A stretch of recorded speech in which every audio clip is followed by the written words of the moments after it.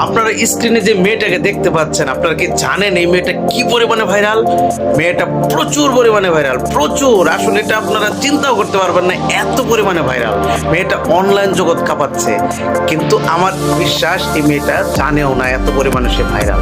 মেয়েটা কোন দেশের আমার জানা নেই, কিন্তু মেয়েটাকে দেখে বোঝা যাচ্ছে মেয়েটা একটা গরিব ঘরের সন্তান। মেয়েটা গরিব ঘরের একটা সন্তান, এটা স্পষ্ট বোঝা যাইতেছে। মেয়েটা দেখতে কত সুন্দর, কি অমায়িক চেহারা, কিন্তু অনলাইন জগৎ এতভাবে সে কাঁপাচ্ছে, এটা আমিও প্রথমে বিশ্বাস করি নাই। এই মেয়েটাকে নিয়ে আমি একটা ভিডিও বানাইছিলাম প্রথমবার। ভিডিও বানিয়ে আমি নিজেই ভাইরাল হয়ে গেছি। তাহলে বুঝেন, আপনারা যদি ভাইরাল হতে চান, এই মেয়েটার ভিডিওটা শেয়ার করুন।